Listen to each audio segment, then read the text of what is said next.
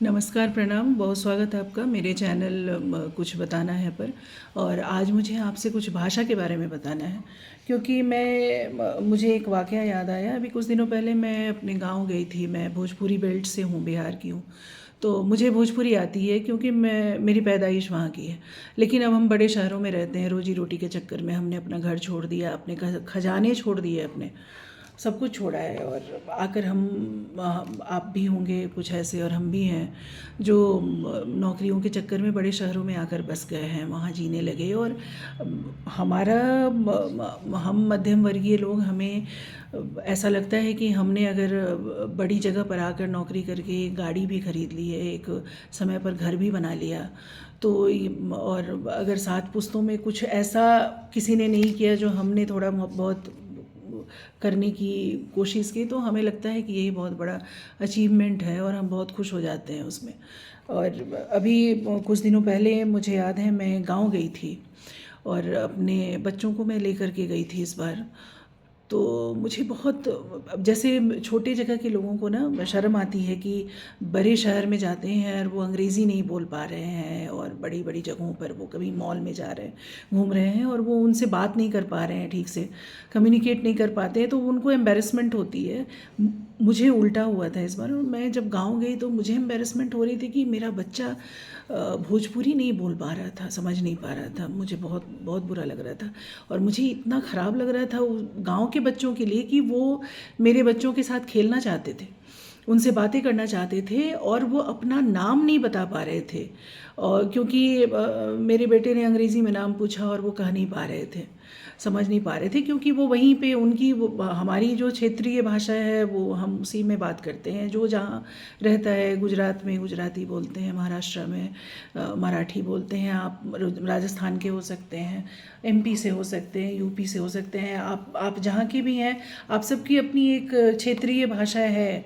और हम बेसिकली क्या करते हैं, हिंदी और अंग्रेज़ी से काम चलाते हैं। हम कहीं जाते हैं बाहर तो हमें उसी से काम चलाना पड़ता है। राष्ट्रीय भाषा है, ऑफिशियल लैंग्वेज है, तो हम हिंदी अंग्रेजी के साथ जीते हैं। लेकिन हमारी क्षेत्रीय भाषा तो छूट ही जाती है, हमारा बहुत कुछ छूट जाता है जब हम गांव से शहर में आ जाते हैं।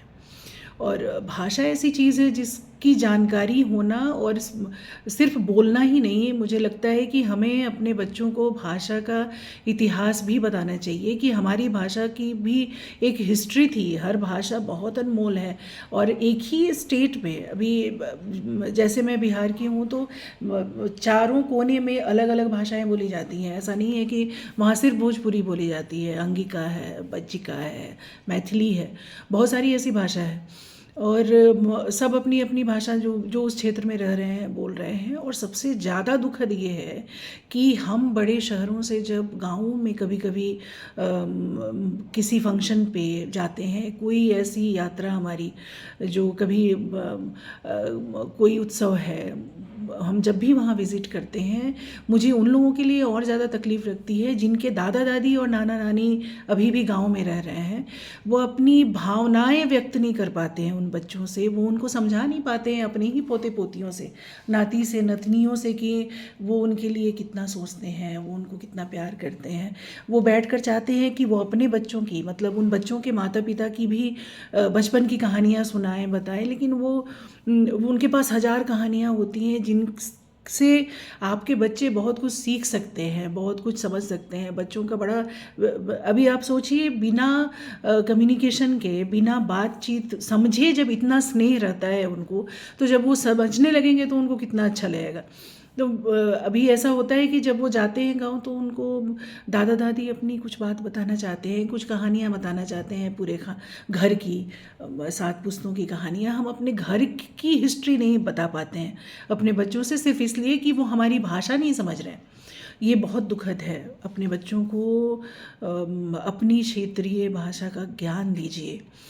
आप बात करिए, आप उनको बोलिए कि हमारे समाज में जहाँ भी उठने बैठने के लिए, स्कूलों में, कॉलेजों में और सरकारी कामों में, ऑफिसों में, जहाँ अंग्रेज़ी की ज़रूरत है, वहाँ पे उतना सीखने के लिए, या हिंदी की ज़रूरत है, जो भी आप जहाँ भी रहते हैं, उस भाषा का ज्ञान अगर उनको कराना है तो आप कराइए, जो ज़रूरत है वो ज़रूरी चीज़ कराइए, लेकिन हमारी अपनी भाषा का ज्ञान भी बहुत ज़रूरी है, जो हम बहुत देर से समझते हैं।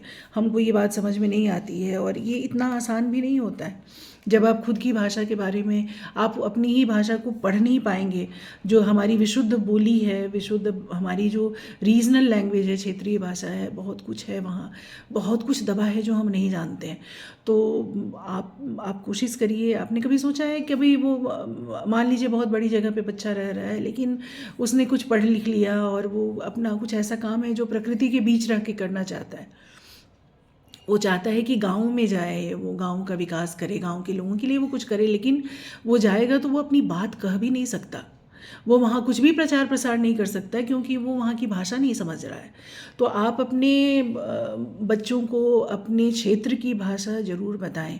और हमने भी बहुत कुछ हमने सीखा है, हम वहाँ पे पले बढ़े हैं तो हमने सीखा है, लेकिन बहुत कुछ ऐसा है जो कि हमारे चाचा लोग, हमारे मामा लोग हमसे कुछ कहते थे तो हम उनकी बातों पर, उनकी भाषा पर हंसते थे और कहते थे कि आपको तो अंग्रेज़ी नहीं आती, और हम उनको बुली करते थे।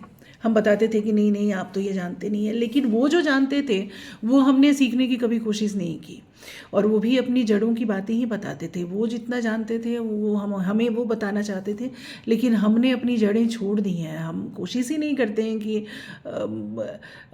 अपनी चीज़ों को, ये सिर्फ संपत्तियों के ही उत्तराधिकारी नहीं होते हैं, ये हमारी संस्कृति है और हमारे